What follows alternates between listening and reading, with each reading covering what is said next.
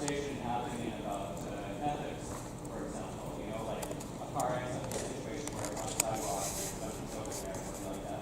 So I kill the driver, the safety filter. Right. This has come up so many times in the last week. Yeah, it's becoming kind of a meme, I guess.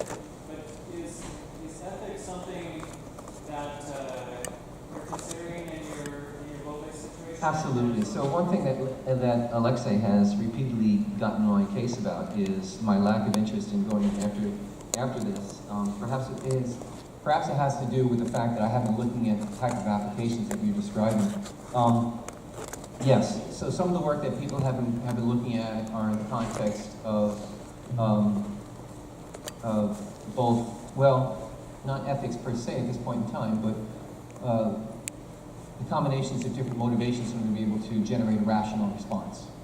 And that's been addressed with respect to some of Alexander Coleman's work on using emotional models, but not on this particular task, something quite like it.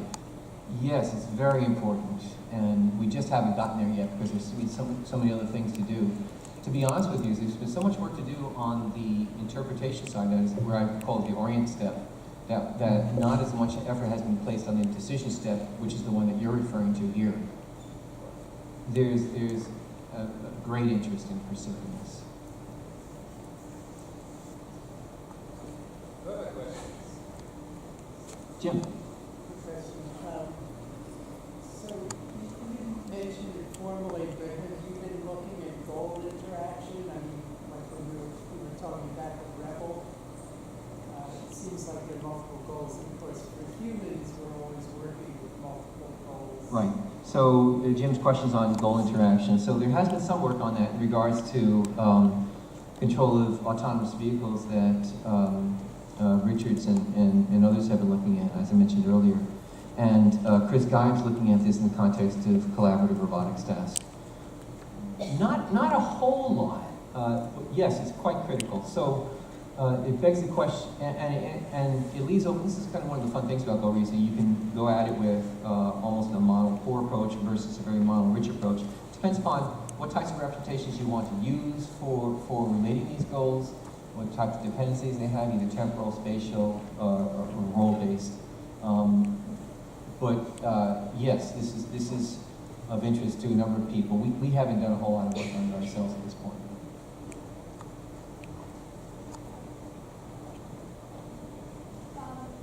Thanks for that interesting presentation. I had a question in terms of how or why goal reasoning is considered as an area different from the general problem of reasoning, because I'm trying to say that representing goals explicitly is important and somehow would help with the general reasoning problem. Thank you for your questions. This is excellent. So I was hoping someone would say something like this. So your question is, how is this different from reasoning in general? So you might recall I started this by saying I hope this becomes so clear that in the future that we talk about all agents as having these capabilities.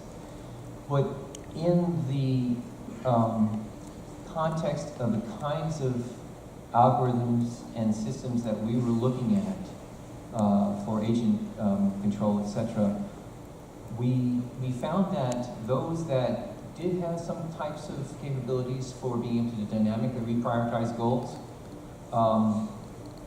were coming up with one solution that fit their context, for example, their design constraints, running with it, and leaving behind to go on to some other types of tasks. So, for example, this is typical in cognitive architectures that I've seen so far. In contrast, what we're doing is we're shining a light on this topic. So, it's one which, as I've mentioned, is not new.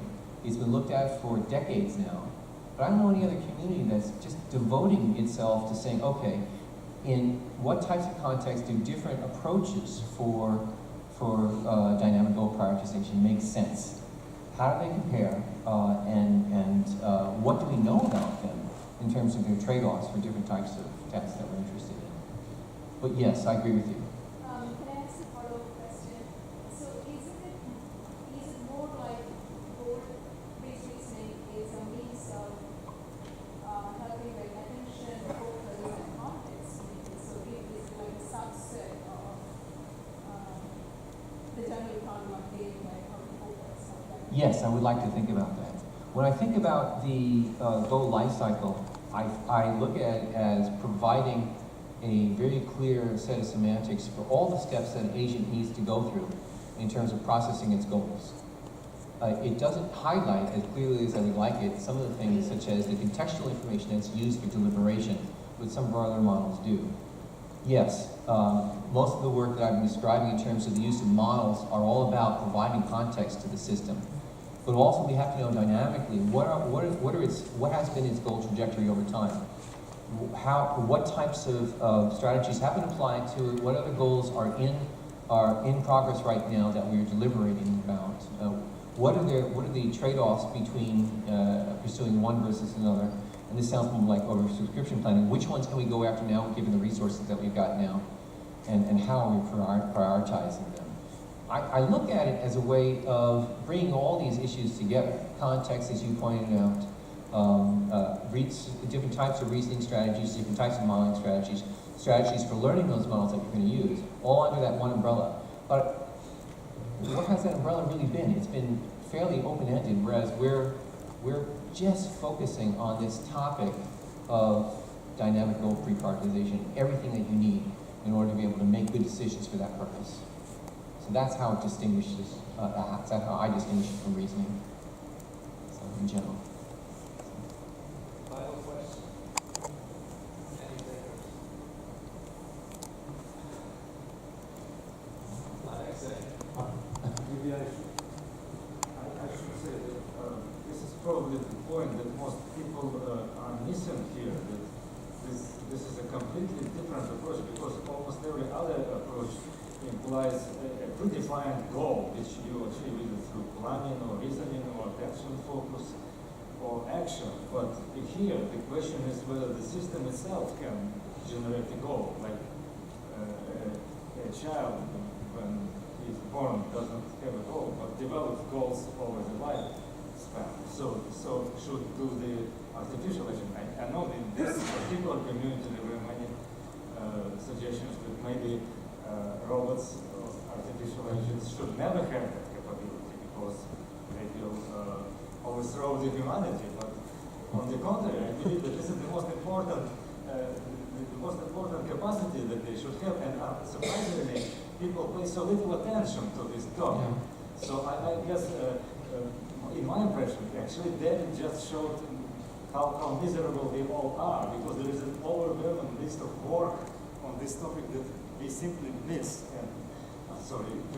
Well, there's so much going on in AI today. So we had about 35 or so people at our workshop, and what I noticed this time around is that there's a larger number of influential senior people who are attending this workshop. So perhaps we're seeing a small shift, but it is surprising to me that one of the primary concerns that people have today with respect to AI is that of safety, that this is really one of the primary topics that people should be concerned about, because we're going in that direction anyhow. So why don't we make a focus on it so we can understand how different approaches work, and we have a better, and we can lay out how we can constrain this behavior in the future.